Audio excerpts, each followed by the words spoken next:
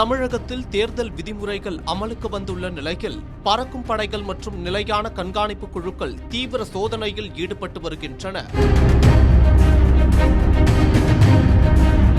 2026ஆம் ஆண்டு தமிழ்நாடு சட்டமன்ற பொதுத் தேர்தலை முன்னிட்டு இந்திய தேர்தல் ஆணையத்தின் செயல்பாட்டு செயல்முறை, அதாவது ஸ்டாண்டர்ட் ஆபரேட்டிங் ப்ரொசீஜர் மற்றும் தேர்தல் நடத்தை விதிமுறைகளின்படி முறையான ஆவணங்கள் இன்றி கொண்டு செல்லப்படும் ரூபாய் 10,000க்கும் மேல் மதிப்புள்ள பொருட்கள் மற்றும் ரூபாய் 50,000க்கும் மேல் ரொக்கமாக கொண்டு செல்லப்படும் பணம் ஆகியவை பறிமுதல் செய்யப்பட்டு அரசு கருவூலத்தில் ஒப்படைக்கப்படும். அந்த வகையில் பறக்கும் படை மற்றும் நிலையான கண்காணிப்பு குழுக்கள் மூலம் கடந்த 2 நாட்களில் முறையான ஆவணங்கள் இன்றி கொண்டு செல்லப்பட்ட ரூபாய் 57,55,195 ரொக்க பணம் மற்றும் 12.85 கிலோ வெள்ளி பொருட்கள் பறிமுதல் செய்யப்பட்டு கருவூலத்தில் ஒப்படைக்கப்பட்டுள்ளதாக தகவல் வெளியாகியுள்ளது.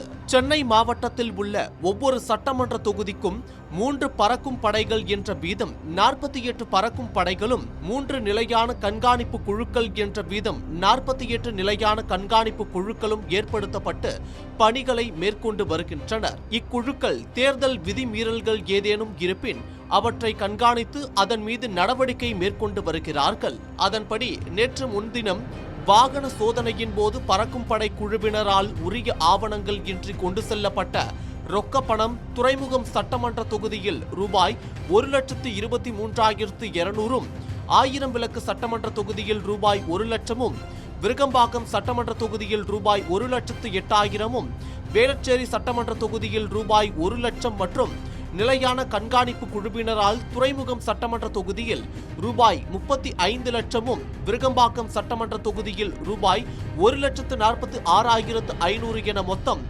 40,77,700 ரொக்க பணம் பறிமுதல் செய்யப்பட்டது. சேப்பாக்கம் திருவல்லிக்கேணி சட்டமன்ற தொகுதியில் 12.85 கிலோ வெள்ளி பொருட்கள் தேர்தல் பறக்கும் படை குழுவினரால் பறிமுதல் செய்யப்பட்டுள்ளது. நேற்று நடத்திய வாகன சோதனையின் போது பறக்கும் படை குழுவினரால் உரிய ஆவணங்கள் இன்றி கொண்டு செல்லப்பட்ட ரொக்க பணம் சைதாப்பேட்டை சட்டமன்ற தொகுதியில் ரூபாய் 1,42,400, வேளச்சேரி சட்டமன்ற தொகுதியில் ரூபாய் 88,500 மற்றும் நிலையான கண்காணிப்பு குழுவினரால் டாக்டர் ராதாகிருஷ்ணன் நகர் சட்டமன்ற தொகுதியில் ரூபாய் 3,67,180, பெரம்பூர் சட்டமன்ற தொகுதியில் ரூபாய் 4,00,000, எழும்பூர் சட்டமன்ற தொகுதியில் ரூபாய் 5,07,015, சேப்பாக்கம் திருவல்லிக்கேணி சட்டமன்ற தொகுதியில் ரூபாய் 1,72,400 என மொத்தம் ரூபாய் 16,77,495 ரொக்க பணம் பறிமுதல் செய்யப்பட்டது.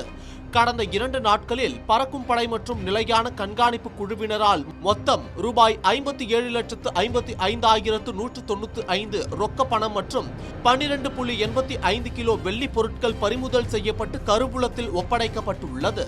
இப்படி அரசு கருவூலத்தில் ஒப்படைக்கப்பட்ட ரொக்கமான பணமோ அல்லது பொருட்களோ அப்பீலியேட் அத்தாரிட்டி என்று சொல்லப்படும் மேல்முறையீட்டு குழுவின் விசாரணையில் முறையான ஆவணங்களை தாக்கல் செய்யும் பட்சத்தில் மீண்டும் உரிய நபரிடம் பறிமுதல் செய்யப்பட்ட பணமோ அல்லது பொருட்களோ ஒப்படைக்கப்படும் என்பது குறிப்பிடத்தக்கது.